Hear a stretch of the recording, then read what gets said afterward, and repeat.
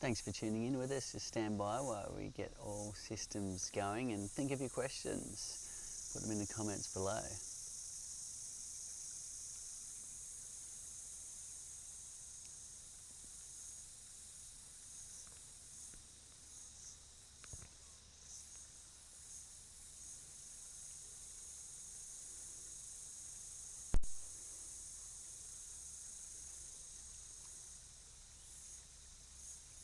Thank you for tuning in for this week's live Q&A.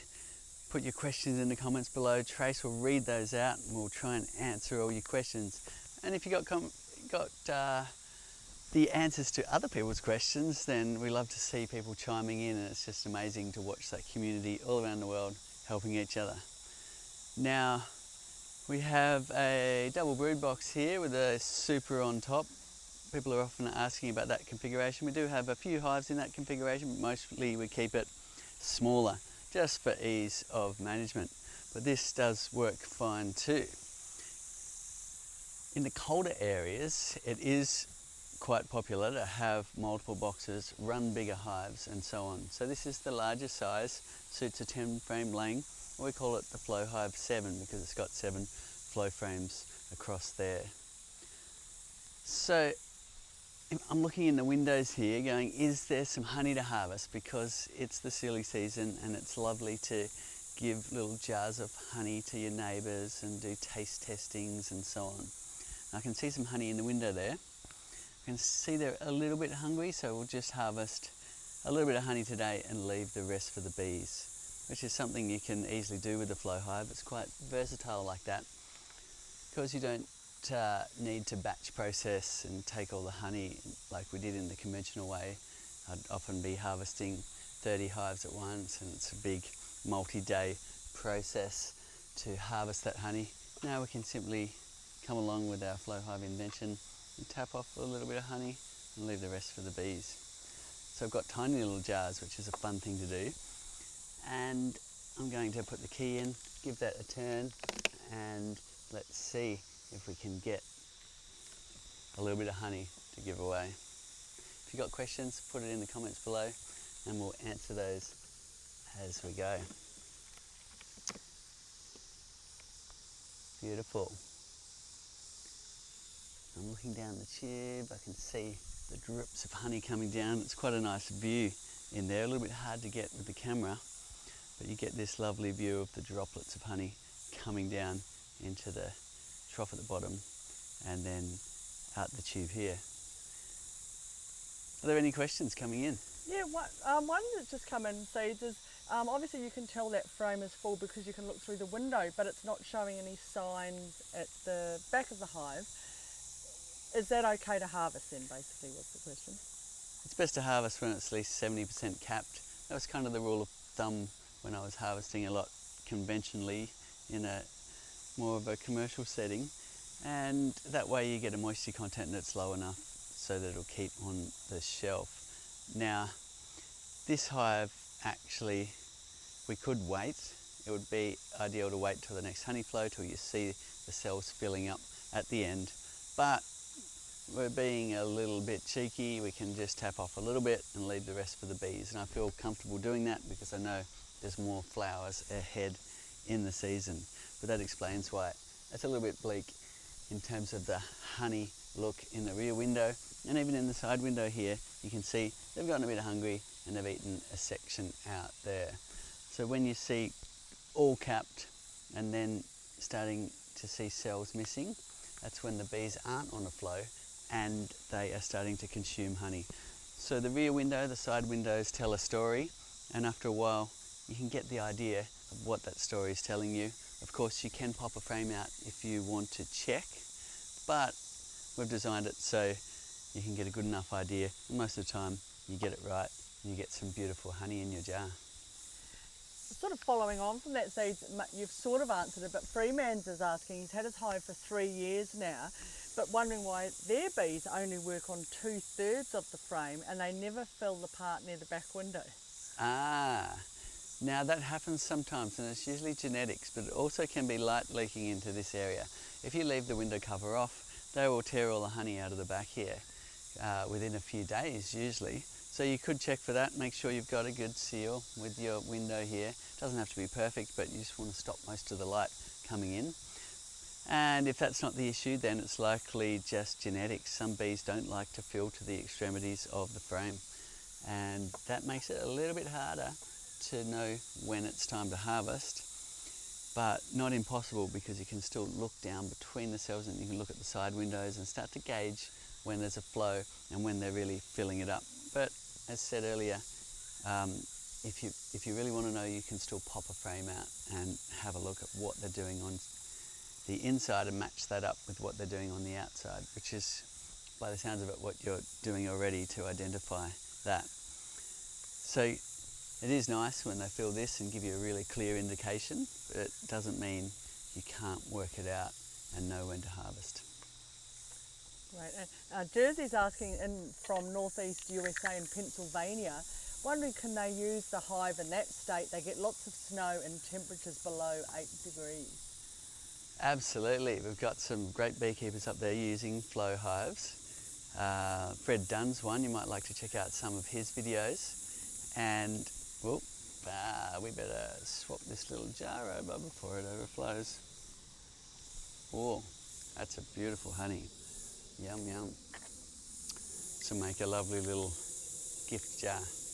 We've often harvested like this at weddings. We've even taken a hive to the wedding venue a few days prior and been able to harvest enough frame for every guest, enough honey for every guest to take a little jar of the special wedding day honey. So that's a beautiful thing to do. If you want to set your jar shelf up really high, you can then harvest straight into little jars like this. Back to your question, yes, the flow hive works in cold areas, right up in Nebraska, in Europe. Bees are, Apis mellifera, the European honeybee, is from Europe, where you get long cold winters, and it's very good at surviving in those places and producing a lot of honey in the warmer months of the year. Yum.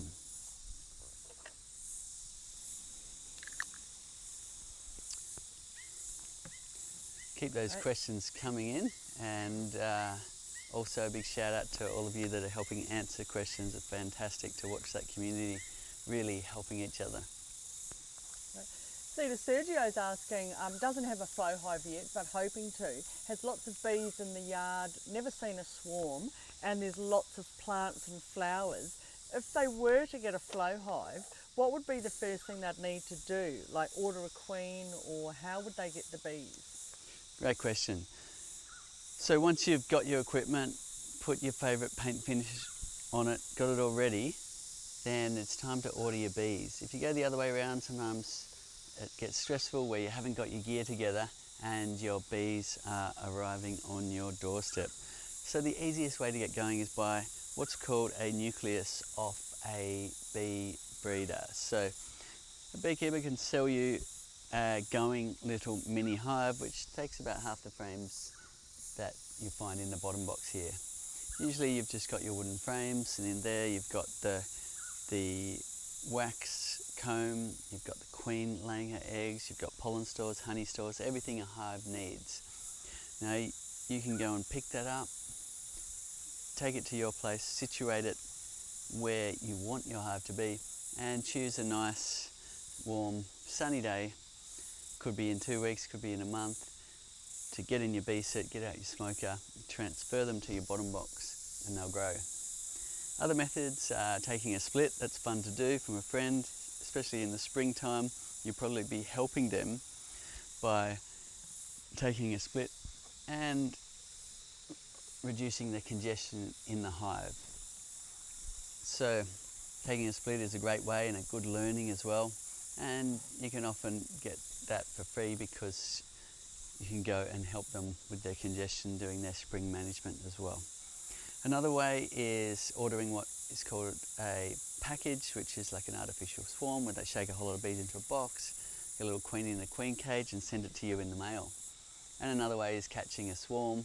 And a fifth way is a bait hive, which is setting up your hive near other hives in the springtime and hoping that they'll move right in. Does happen sometimes. But a nucleus is probably by far the easiest way to get started. Great. Dwayne's asking, what's the likelihood of a bee getting crushed in the opening and closing process of taking out the honey? So we put a lot of effort into making it as gentle as possible for the bees. So come and have a look in the side window. This is the frame we are harvesting right here. And for the most part, the bees are wandering around on their capping and they're going, hang on, the honey's drained out from beneath my feet. And you'll see a bee like this one here starting to chew away at the wax capping. So it's ideal if you have waited till the bees have capped it with wax, and that'll be the least disturbance for your bees. However, we put a lot of effort into making it as gentle as possible for the bees, so that if you do harvest when the bees haven't filled the cells and there's a section of comb that's dry, bees are down the cells, then what we did is we put gaps between the moving parts so we don't catch the bees' knees. So if you imagine if we put the flow frame moving parts like this straight together, that movement will be okay. The bee might get a little bit stuck there, or might come out, or might work its way out. But then on the backward move, if those parts were up against each other, it could catch a leg or a wing of a bee. So what we did is we put a little V-shaped gap in between the moving parts. The bees build a bridge of wax across there, and then when it opens and closes, that wax is then dislodged and you can't catch the bees' knees in those parts. And I can happily say that a lot less bees come to harm when I harvest this way than in the conventional methods I used to do. Great. Now here's a nice big question for your seeds. If we didn't have bees, what would happen? So that's a frightening thought, and it's kind of the collapse of the ecosystem we completely depend on.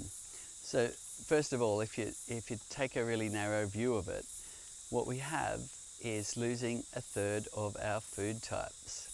So you think, oh yeah, that's not too bad, a third of the things gone off the supermarket shelf, but think about coffee, think about chocolate, think about wine, and now people are getting quite concerned of some of their favourite things are no longer available because we don't have enough pollination to support the agricultural pursuits. So it's certainly, that's the, I guess, immediate action that will happen out of not having the European honeybee, Apis mellifera, the extreme pollinator.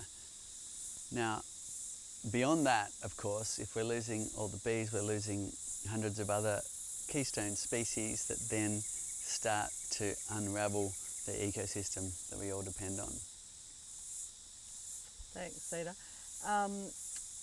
We've got a question from someone in the Bahamas basically asking about the price, and if you went on honeyflow.com, all the hives are, there's a few different models and timbers, and so honeyflow.com you'll see all the different flow hives that are for sale there.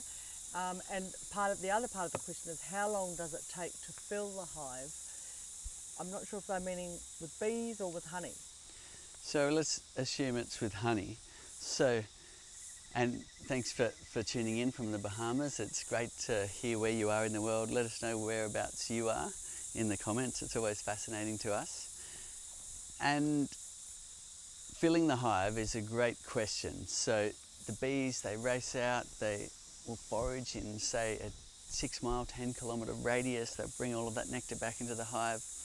And if you have a really strong colony, when you open the windows, you see a lot of bees and there's a lot of flowers producing nectar, then it can get really exciting where you harvest all of these frames and a couple of weeks later they're full again. You harvest them again, a couple of weeks later they're full again. However, you also get other times of year where you keep checking the hive and there's no honey still, where the bees are hungry, they're actively consuming honey, because after all, it is their carbohydrate to live on through times where there's not enough flowers to collect nectar. So, like any agricultural pursuit, the seasons will be different, the rains will affect it, drought, fire, etc. And of course the health of your colony. So you might get a hive that will go through an entire season not storing enough honey for you to share as well. So a little bit of patience there, management of your colony as well. If you've got a weak hive, you can do things to prop that up and get it going again, and so on. But on an average around here, we would harvest these hives twice a year, all of the frames, and that would give us a lot of jars of honey. We would say, how many of these would there be? Something more than 100 of these to harvest all of your frames, and then in the springtime we can often repeat. Great. Miles wants to know, Cedar, how does the honey just pour out of the hive? So that's an invention by myself and my father that we brought to the world in 2015. And the way it works is we give them a partially formed honeycomb matrix. The bees cover all of that in wax, they bridge all the gaps, they build their cells, and then they draw their wax out further, which you can see in the side window here. Then what happens, when the honey is ready, we come along and we turn a key and every cell splits in half, making zigzagging channels. If you imagine the cells like this, moving like that, then you've got zigzagging channels running down into the trough at the bottom and out of the hive. So it's a very simple action. It's only a 3mm movement, but it provides an amazingly useful function where we don't have to pull the hive apart and go through the long, heavy, sweaty, messy, labour-intensive harvesting process that I used to do. So that was the inspiration that got us into the workshop inventing, and took about 10 years to nail it. And 2015 we took it to the world, and it became very popular overnight. We had orders from 130 different countries, and here we are, almost 10 years later, still going. So I'm happy to be here answering your questions, and it's just extraordinary to have such a community all around the world. Now, if you look in this very corner here, you can see a little section that's not capped. Give us a thumbs up if you can see that, and you might even see the zigzag of the open cells. Great. We've just got a comment, Justice, someone's tuned in, and thanks Clinton, you've been helping answer these questions as well, about do we have a video on how to build the hive. And we do. If you go on our website honeyflow.com, you'll see videos on like everything, how to build all the certain parts depending on the model. So it's all there on under the manuals, and like so many videos. So just have a look on there, Justice.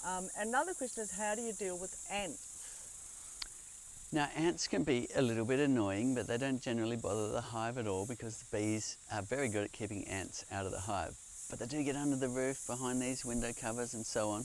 So if they're bothering you, then we do have a solution, which is these ant guards down here.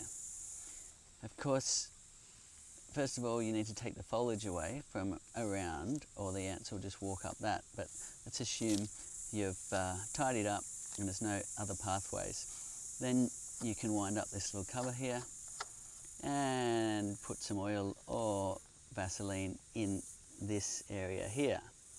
And that creates a little barrier. If you've got tall ants, then leave this up higher. If you've got tiny ants coming, then you can screw it all the way down, and that'll help keep the rain from washing out your oil or Vaseline. Do that a few times, brush out all the ants from behind the covers, and generally the problem will go away till next time. Great. Cedar, how many jars would you get out of one hive? So generally we get about, when the frames are full, you get about 3 kilograms per frame. So depends on the size of your jar, of course, but that is a lot of honey. It's a full bucket full of honey, and it's extraordinary that these little insects can collect that much honey. A hive this size could visit 50 million flowers in a day, and that is truly extraordinary. And in doing so, they often store more honey than they need for themselves, and we can share some too. Right. Miles wants to know what is causing colony collapse disorder. Okay, so we've been a little bit sheltered from that here in Australia, but colony collapse disorder was a term given to bees disappearing altogether. Suddenly the hive is empty of bees and the colony is finished. And there's a whole lot of things contributing to that. One of them is the neonicotinoids in sprays, in insecticides, confuses the bees and they don't make it home. So that's a sad one. Humans need to clean up and stop using chemicals that kill the bees. But of course it's not always as simple as one particular thing. There's a lot of contributors to that issue of bees dying out and disappearing, including health of the bees, their diet, how healthy they are, the pollens they bring in, other pests in the hive, and so on. So it's a complex issue, but neonicotinoids have been the blame for a lot of the colony collapse disorders. Stevie's asking, can one queen manage 2 flow hives if they were right next to each other? No. The queen will stick to one hive. If you join the 2 hives together with some type of pipe, then maybe the bees would flow between, but no, you'll have one queen in the hive, and if the other hive has no queen, then it'll slowly dwindle out because there'll be no eggs being laid in that hive. Right, and Zito, you sort of mentioned this a little bit, but there's a question coming and say, did you design this yourself? Yes, my father, well, no, with my father, and a lot of help along the way, of course, but in terms of the invention, yes, it was my father and I tinkering away in the shed on the smell of an oily rag, just trying to design things, putting experiments into the hive and pulling that experiment out again maybe several months later and seeing whether the bees liked it and seeing whether it worked at all. And that took a decade because it's a long time. Sometimes you're waiting 4 or 5 months to know whether your idea was any good at all. So a lot of prototypes later and we eventually cracked it, and you can see if you go to Flow Hive Full Reveal, our original crowdfunding video, you can see the first jar of honey coming out of our 3D printed little piece of comb. So have a look at that. Zito, what about, we've got someone who's in Alaska. Could they get bees there? Could they do a flow hive in Alaska? Absolutely. So our team here has travelled up to Alaska, and if you have a look at some of our Meet the Beekeeper episodes, you'll find one of them is up in Alaska, and they harvest great honey up there. The flow hives work well up there. There are some differences in how you treat your hive over winter though. So it's really interesting. They'll ship the bees off for somebody to look after them over winter and bring it back to their home in the summer. That's a common thing to do up in Alaska. Great. Now here's someone who's on a farming station, Capago station, I might have said that wrong. They live there, and there's wild bees that are annoying the livestock on a trough. It's about 10 kilometres from their flow hive, so they know they're wild bees. Is there any way to stop the bees going to the trough? Okay, into the trough, Into like the trough, yeah. A feeding trough. Yeah, like water and stuff, I suppose. For cattle. Yeah. Any way to stop it? Now, bees love minerals, so they'll tend to go for water that's a little bit salty over water that's totally fresh. So one thing you could try is giving them a water source that is a little bit salty, and you'll find they'll switch over to that. And you only need probably half a teaspoon of salt in a litre of water, and the bees will prefer that over fresh water. But yes, the bees are using that water for evaporative cooling. It's very important So you are doing a good service for those bees, providing water for them. Great. Cedar, Trevor wants to know, is foul brood generally something to worry about or not really? Look, you'd be unlucky to get that, but it's certainly a thing we're always on the lookout for. If you get what's called AFB, or American foulbrood, in your hive, then what happens is you get sunken dark cappings with piercings in it. If you stick a little stick into that brood that's died, it'll come out like a ropey kind of string.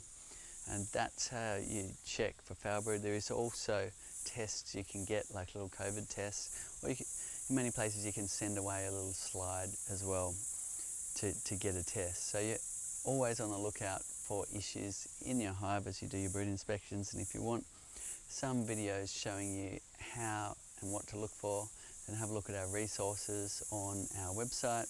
Have a look at thebeekeeper.org if you want an online course to give you training from square one right through to even a deep scientific knowledge in beekeeping.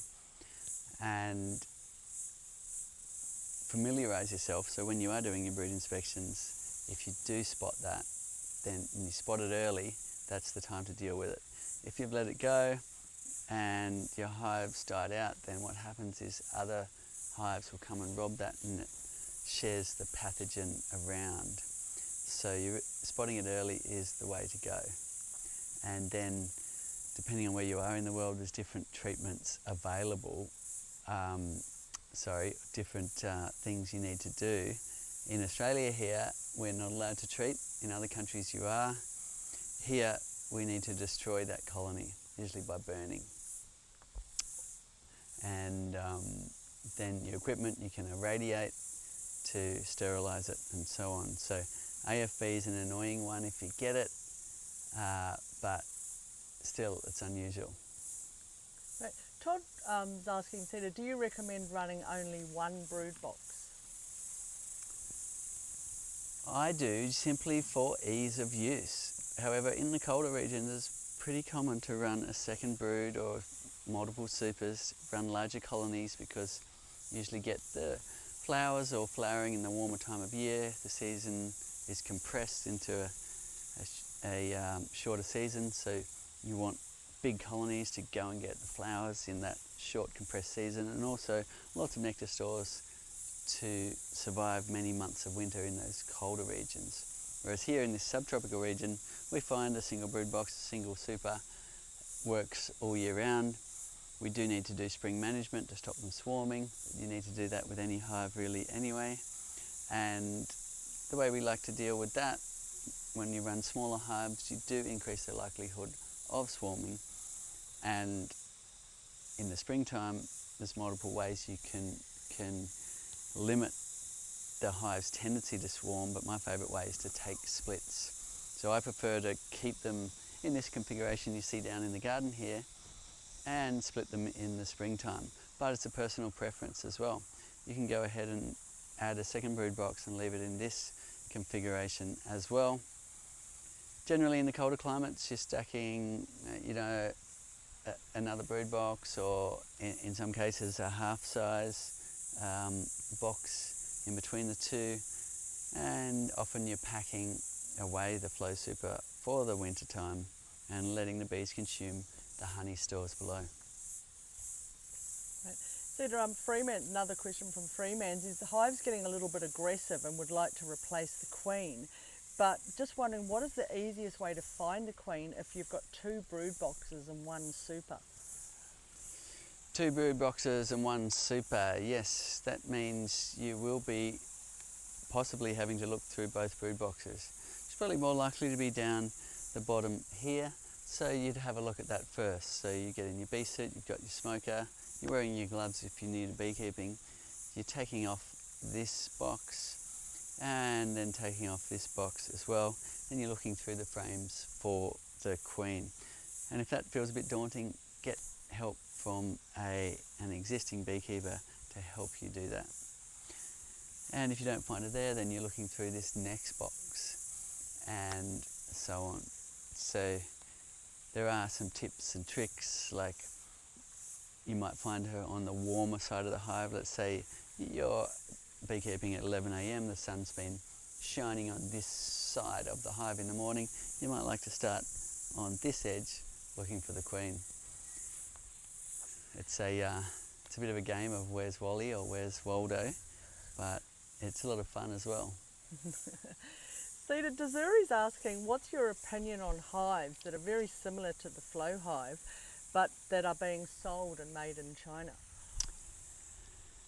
So that's been a problem since square one. In fact, before we even launched, people were putting up pictures of so-called flow hives they were making.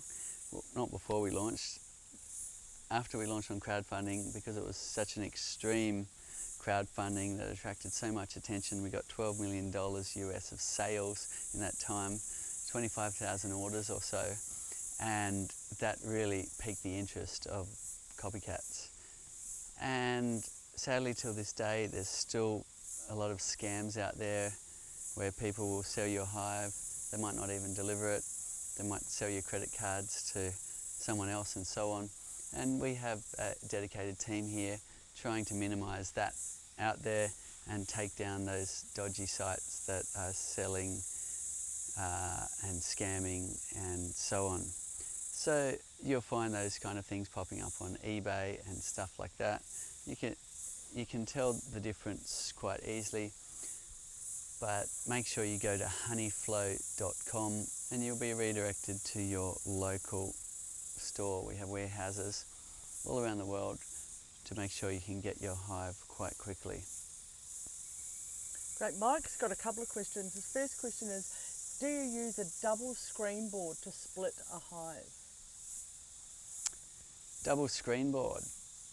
I don't, but you can make I tend to just go sideways, where you just put another box beside it here, and we've got live videos and heaps of training material showing you how to do that. And you take some of the frames out of here, you put it in this box here, and then you juggle the hive's position so that the weaker colony gets the lion's share of the flight path, and that way your little split will get on its feet and get going. However, I used to split vertically, which is I think what you're meaning. When I had a whole lot of hives in more of a commercial setting, you may not have space beside, so you tend to make splits in the vertical direction by, let's say you've got two boxes like this, it's brood in each, you make sure there's eggs in each, and you can put a board between them, and an entrance could be out the other direction, and then you are turning one hive into two, but in a vertical fashion, so that works well as well. And Mike's second question, Sita, is, can you checkerboard a double brood box to prevent swarming? So, to prevent swarming, the main trigger is not enough space in the hive for the queen to lay her eggs. So, first point of call is to harvest the honey in the springtime. Make sure there's room for the bees to deposit honey, otherwise they'll fill the area down here where the queen's laying her eggs with honey as well, and it'll get overcrowded, there's nowhere for her to lay, and it starts to trigger a swarm. Checkerboarding is a good idea of taking out some frames and refreshing with blank ones. Or if you're using naturally drawn comb, then you can simply take a frame from the edge here, which is usually only honey, and make sure that it's got no brood on it. Then you cut out that comb, take that comb away, save it for a nice cheese platter or something, then take that frame and put it back towards the centre. And you usually do that either side, and you get, as you say, a checkerboarding effect of the fresh area for the queen to lay, and older frames like that also helps cycle out old wax and so on. In terms of, you may be asking whether you start shifting frames up and down like that, and that really depends. If the frames up here were didn't have honey stores in them, and you wanted to put some fresh real estate in the middle of the brood nest for a potential swarm season to come, then you could do something like that. But the main thing we do in spring management, if we're not taking a split, is we make some space down here by taking some of the honey stores away and putting blank frames back towards the centre. Right. And Em was talking, said you were talking about the double brood box. Em's saying they have a double brood box and the queen lays mostly in the second box, not the bottom box, and had heard that that was quite usual. Okay, so you're finding the queen is laying here, so that's the spot to look for her if you find that your queen is mainly laying up in this box here. So a good little tip there, thank you.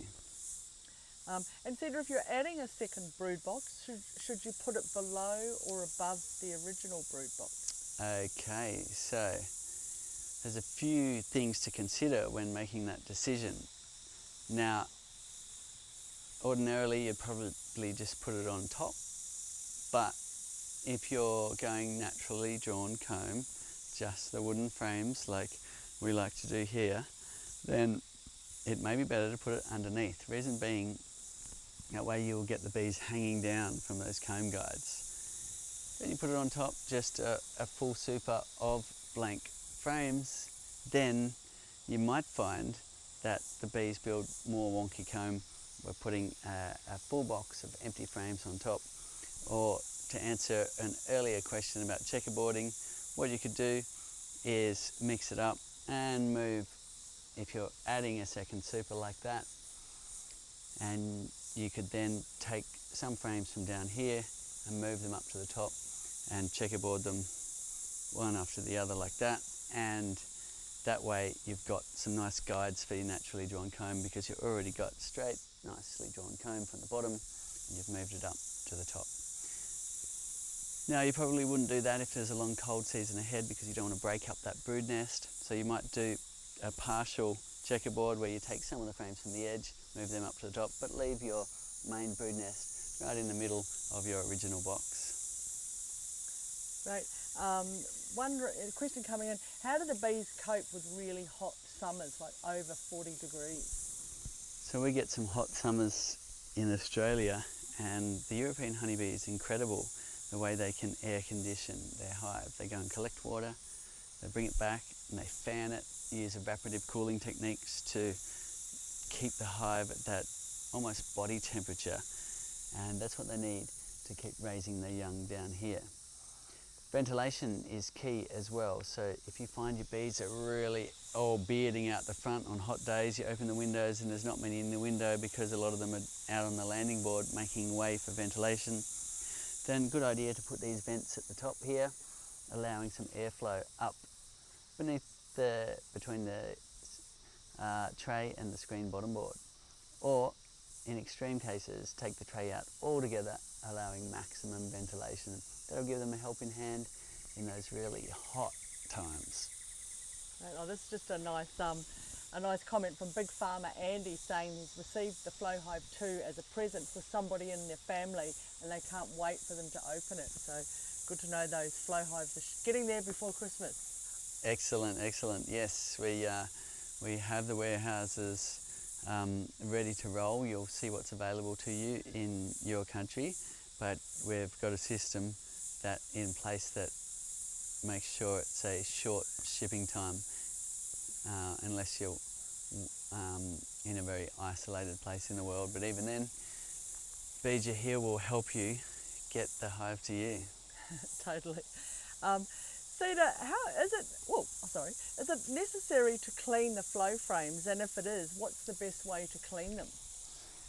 So generally the bees look after it if the frames are in the hive. If you've left them out of the hive for a while and there's a little bit of honey left that's gone fermented and maybe there's mildew and things like that, then yes, you'll need to clean them before you put them back in with, say, a hot water hose or something like that. We are finding that after about 5 or 9 years, people are wanting to give their frames a clean, blast off some of the wax, get it back to this nice view here, and give their frames a new lease in life.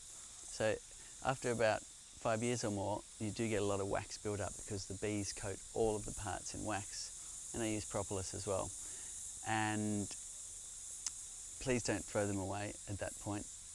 We want you to clean them, dry them, and put them back in the hive. And the way you do that is you harvest the honey, you take them out of the hive. You might allow a couple of days for the bees to lick up the last drops. You take them out of the hive, then set them in the open position. Use a pressure washer to blast down the cells.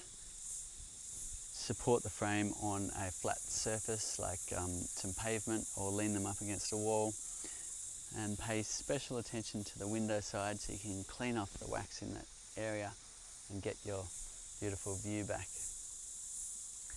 Adam's hoping to start beekeeping one day and has been with us from the start. But just wondering, is the background noise, and I'm not sure which noise it is a bit noisy here today, is it the bees? It's not, it's cicadas, and they are something that comes in the summertime here, and it sounds like a bunch of electronic interference, but it's actually them in their form. They live like 7 years under the ground, then they come out and make a big racket when it's time to mate. Great. And of course, people asking, well, where are we? It looks kind of amazing today with the sky. We are close to Byron Bay. We've had a lot of rain, so everything's looking pretty green. It's the most easterly point of Australia, and it's a hot summer's day here, and the bees are all having a good time heading out looking for flowers. Fantastic. Now, Desir's asking, for someone who has no experience, is it easy to start with a flow hive and looking after the bees and maintaining your colony? So we have made things easier for you. First of all, the honey harvesting doesn't require taking up a shed or a room in your house anymore. This is it. The honey extracting equipment is built in with our flow frame invention here. So that saves a whole lot of equipment, a whole lot of learning curve, a whole lot of mess, and also old sticky boxes of frames sitting around in your house with vermin and cockroaches and ants and things. So we've simplified that massively, and it is really a turnkey solution to harvesting your honey. As far as looking after the bees go, we have also included a few things that make it a bit easier than a lot of conventional hives. One is the screen bottom board down here with your pest management tray below. So you can use that to catch beetles. If you've got the small hive beetle in your area, which will help your hive when the hives are low in bee numbers. You can also use it for doing things like counting varroa mite drop. You can also use it for getting extra ventilation into the hive. So a really handy solution there. We've also made a stand inbuilt. We've got ant guards down here, and a lot of bells and whistles with the observation windows, which make it easier to learn and know what's going on in your hive as well. So about half of our beekeepers are new to beekeeping and half are already experienced. And because we realised in the beginning that about half of our audience was new to beekeeping, we of course have a lot of training material for you as well, and I'm here to answer questions each week. And if you do want an online course really to take you through from square one, then have a look at the beekeeper.org. We put a lot of effort into that. Experienced experts from all over the world have chimed in and made amazing content for that as well. And it's a great way to learn, gets rave reviews, and it's also an amazing fundraiser. Raising funds for habitat. We're busy creating biodiversity, working with organisations that really focus on creating habitat, and we've planted more than 1.5 million trees so far with funds raised from the beekeeper.org. Have a look at that, it's free to try, check it out. And a follow on from that question too, Seeds, is if you were getting started, what equipment would you recommend a beginner get? So any of our hives are great. They've all got our flow frame invention, which saves, as we were talking about earlier, all the paraphernalia, the space in your laundry to create an extraction room and everything that goes along with that. Now, we have different models for you, and it's largely based on price point. So you can have a look and see what suits you. I recommend going for our Flow Hive 2 Plus, which has all of our latest features, and you can read all about them at honeyflow.com. Right, now Clinton's asking, says, would this be our last live for the year? That would probably be a good idea. I'm getting exceedingly busy in a couple of weeks. I've got a lot of family coming to visit. Most of them are beekeepers, including my 97-year-old grandfather. So that'll be fun to do some beekeeping. I've got cousins and uncles and aunts and all coming to my place. So big beekeeping family. You better start cooking seeds. Oh, yeah, will. That's it. I'm starting to clean up, let me tell you. Gonna have a whole Anderson live off. Fantastic. Now, people wondering, what size hive are you harvesting from today, and how many brood frames are in this box? So this has 7 flow frames, so we call it the Flow 7, but it matches a 10-frame Langstroth size. So down below you have 10 brood frames. 2 main sizes in the world are your 8-frame Langstroth and your 10-frame Langstroth. So we made sizes to suit. So you might be running the 8-frame, in which case we have that size for you, or you might be running 10 frames in your brood box. Most people in the colder areas like the larger one, and in the more temperate zones people will go either way depending on what they've got already, and there's a bit of a trend towards the smaller size just because it's easier to lift the boxes off to do your brood inspections. So, Seeds, one of the questions, of course, is coming in. Are these little jars of honey, are you going to give them to all gifts to your family? Well, I do love sharing honey with my family. My sister's in Melbourne. She's got amazing honey she brings up, completely different flavour. My other sister's at my place, so that's the same kind of honeys as I get. And then you've got my brother who's half an hour's drive that way, completely different honey.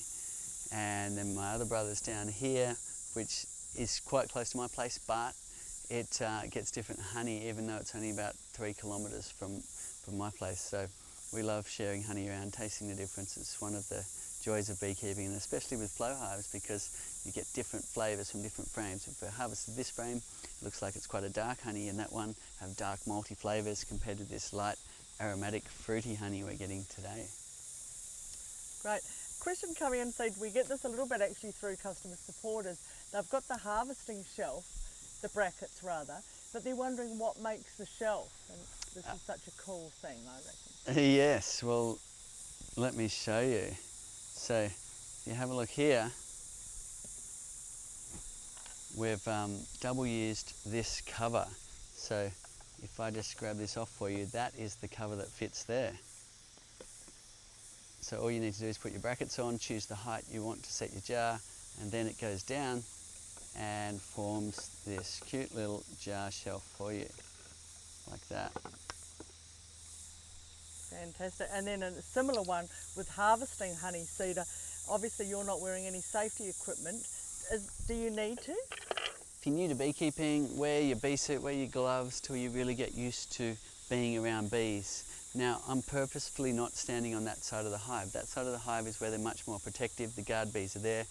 They're keeping a lookout for anything that might try and get in the entrance. So, being an experienced beekeeper, I'm comfortable to stand here harvesting, and a lot of people do the same if they've got a friendly colony.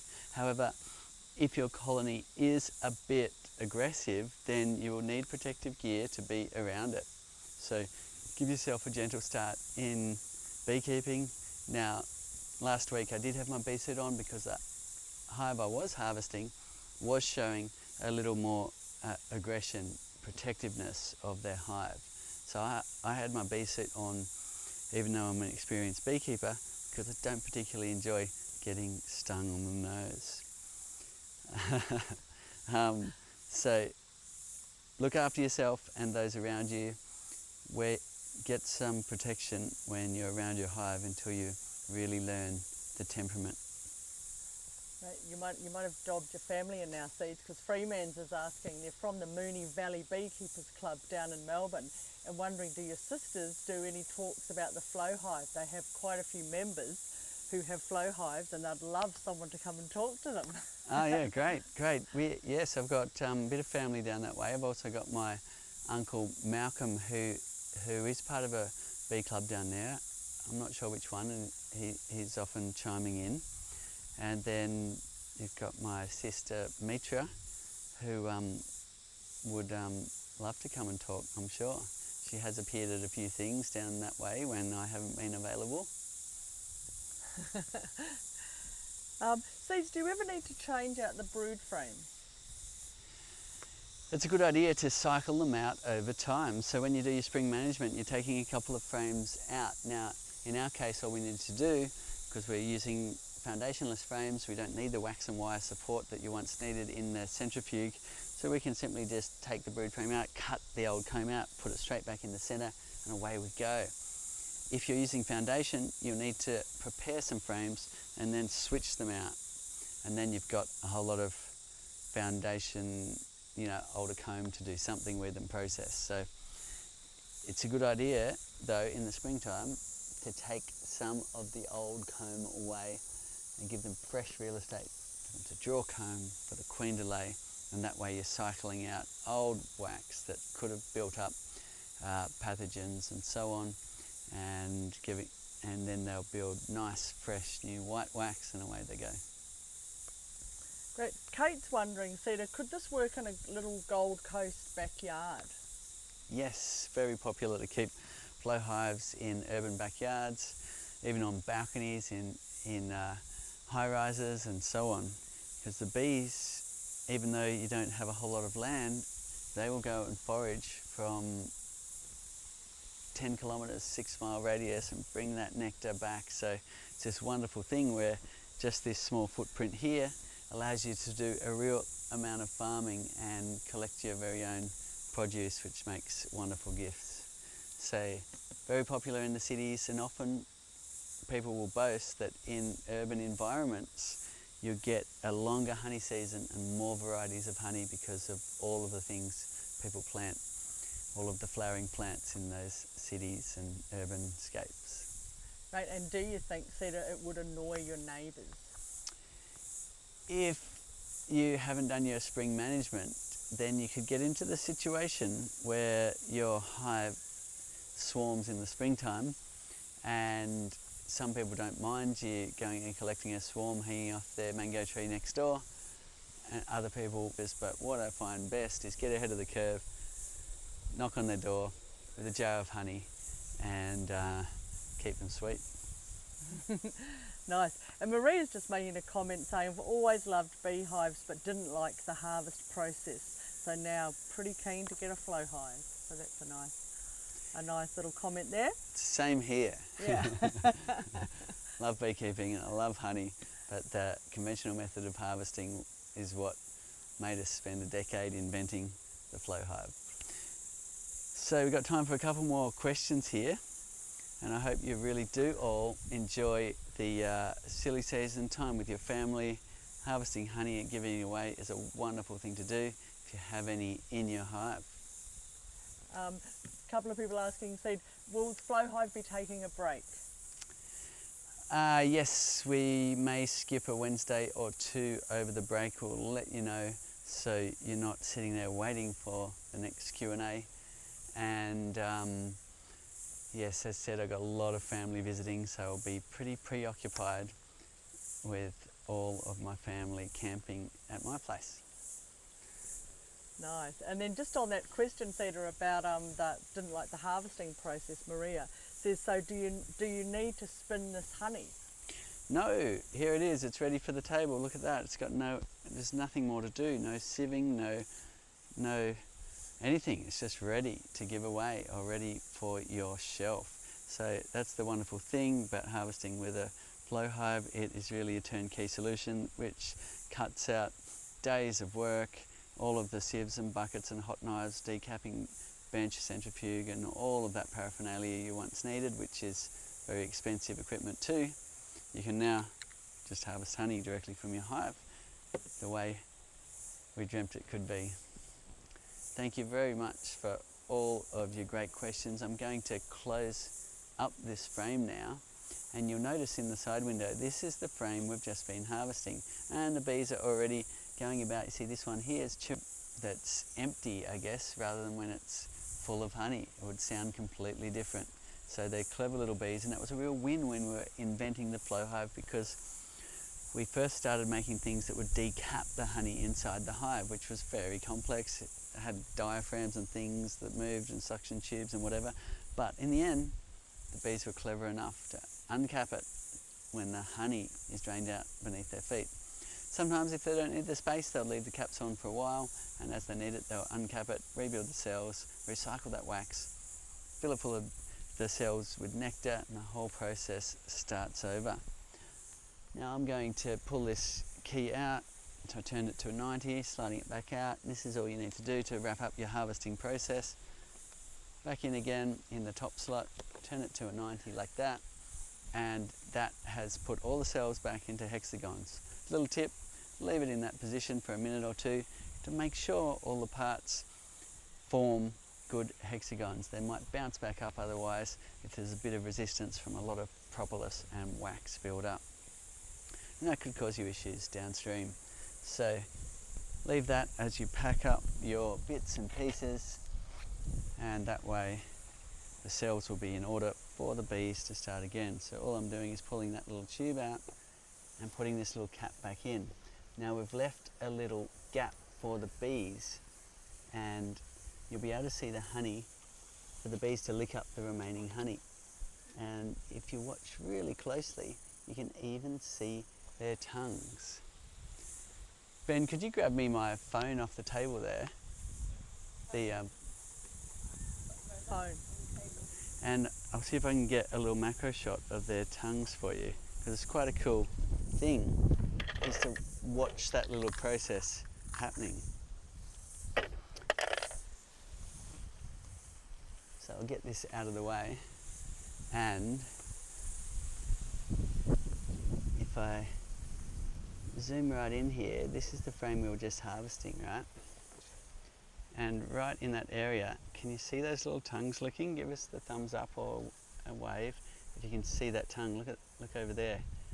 That's left. Thanks for tuning in, and we'll catch you again in maybe not next week. We'll let you know. Let us know what you'd like us to cover. It's always interesting to us to answer your questions and learn about the things that you need to know, and also if you've got suggestions about show and tells we could do, we're always interested to hear. Thanks again. See you next time.